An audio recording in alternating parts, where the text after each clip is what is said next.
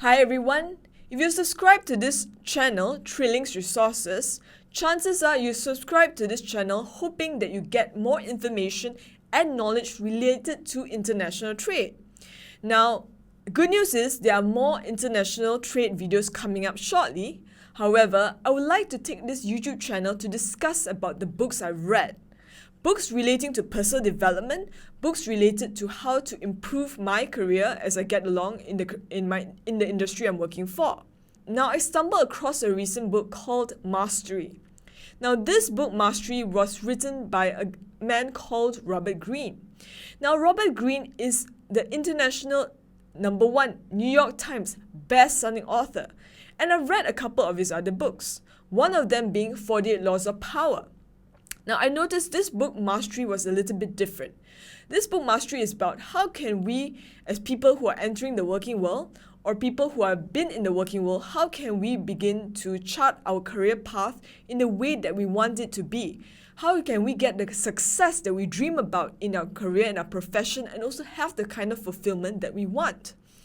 Now, the reason why I find this book is so important to study is because it's very applicable to the workplace. When we talk about mastery, it means that it is important for us to figure out at what stage are we at in our career and development.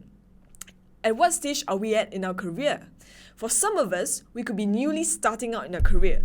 We are very fresh-eyed, very optimistic, and we hear advices from our parents, from our friends, from our new colleagues, and maybe from our new bosses as well. Now, these advices have shaped us in the way we approach the working world, in the way we approach our life, in the way we approach our work and our attitude towards our work. And after a time, if you have been working long enough, you have a little bit of experiences, and then you decide to where you want to go next in your career. Now, I find that personally for me, I found that this book brought me value because I was in a part of my career where I felt like I wanted to change path, or I wanted to contemplate even going to different industries, and I was not sure how to do so. So this book brought me very much value.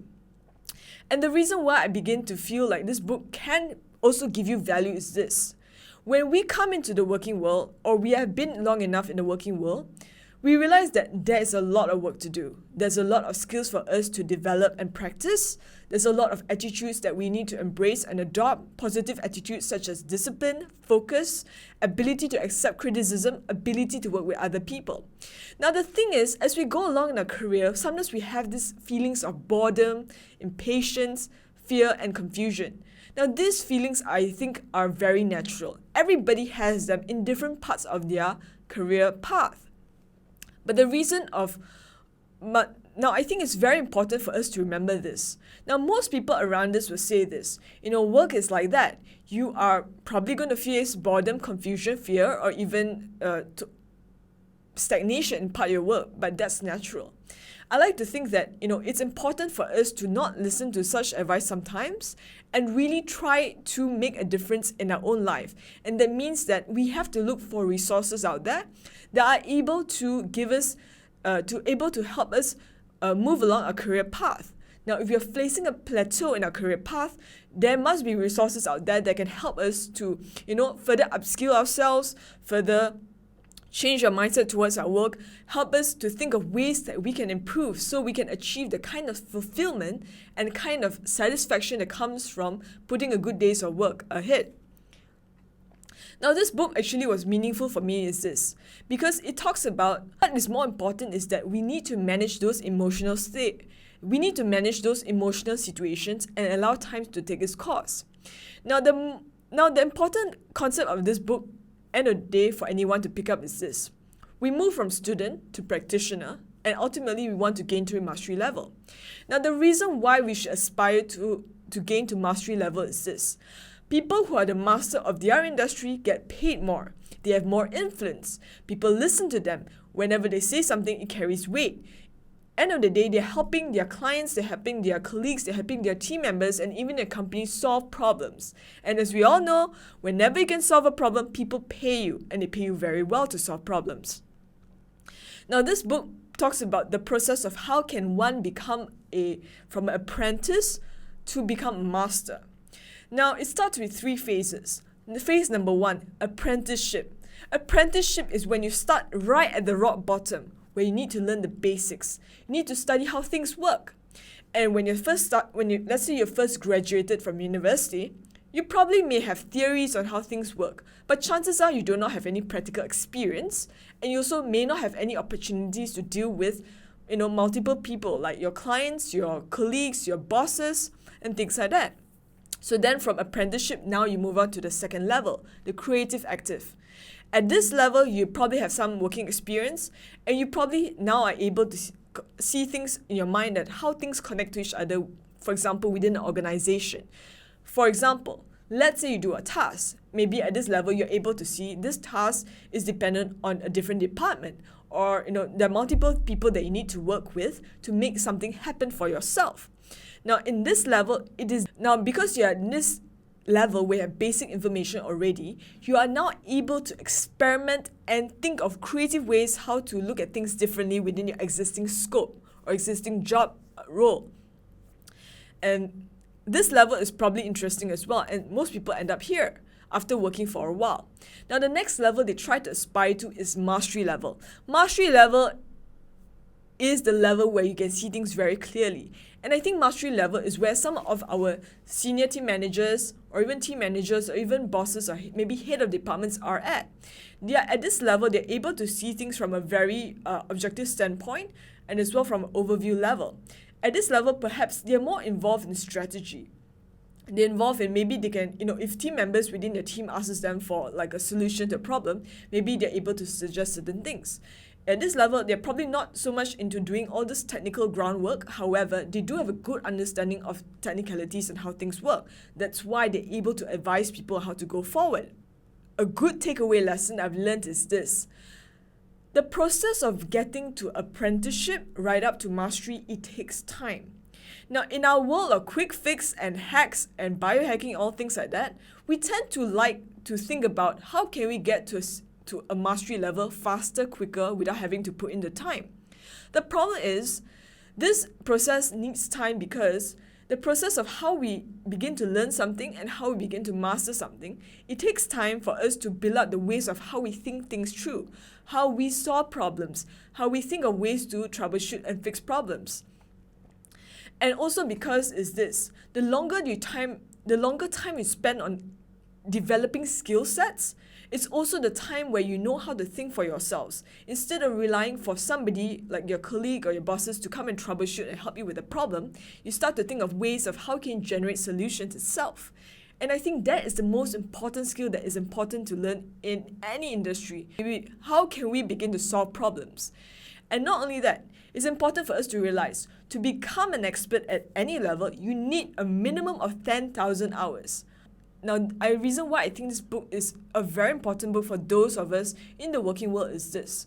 It's about tuning our mindset on how we can achieve more in the workplace, yet understanding certain things that we lack. For example, some of us may lack the emotional quality of being able to deal with other people. Some of us may lack certain skill set or certain mindset in how we perceive our learning curve when it comes to our career. For some of us, we tend to think that our learning curve in our careers should be a straight line. Perhaps we face a little bit of plateau, but we feel like our learning curve should be a straight line, and that causes us frustration. And now, end of the day, when we think about this, it takes years to develop mastery. But if we are very impatient, we want to be the master of the craft very, very quickly without even putting out the work. That causes a few things in us. We tend to lose sight of what we want to accomplish. And we tend to feel like if things are too difficult, maybe we should give up. And then that causes a cycle of us having a goal and giving up and not putting in the work and then feeling frustrated, and that doesn't help us in the end. Also, another thing that's important to us that this book talks about is this.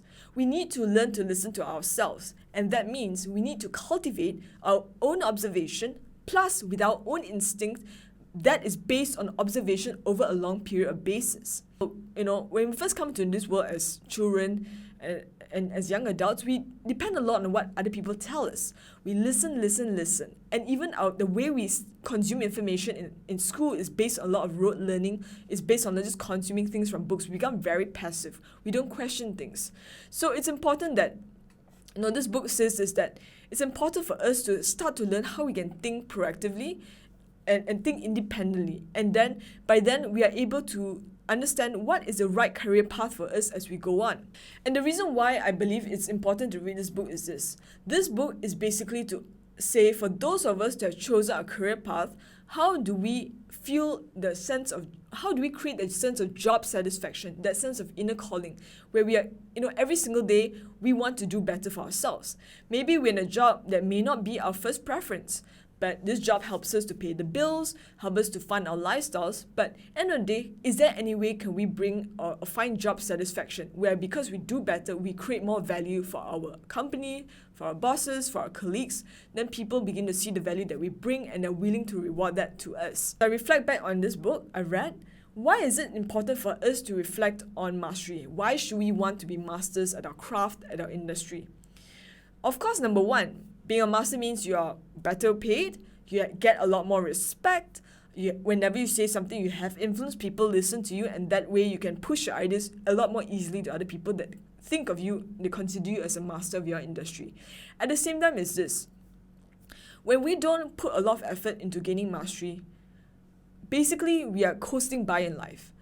Our minds and the quality of our brain begin to deteriorate because whenever we don't have an active sort of state to actually do better and improve things, chances are we don't use our brains.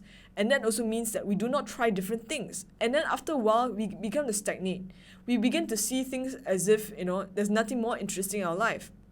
And we begin to feel like maybe we should be doing something else. And if we are to be working 8 hours or more a day, it's important for us to find out ways of how can we inculcate a sense of excitement, how can we inculcate a sense of achievement so that, yes, we are working longer, 8 hours a day or even more, but then we feel a sense of fulfillment, and that I think drives the quality of our life because we're spending increasingly amounts of time at work. Now, this is pretty much the opinion that I have about reading the book called Mastery by Robert Greene. In the next video, I'll be talking about one of the principles outlined in this book, which is how can you discover your inner calling? How can you begin to find the work that is meaningful for you if you are especially a new person starting out in the working world?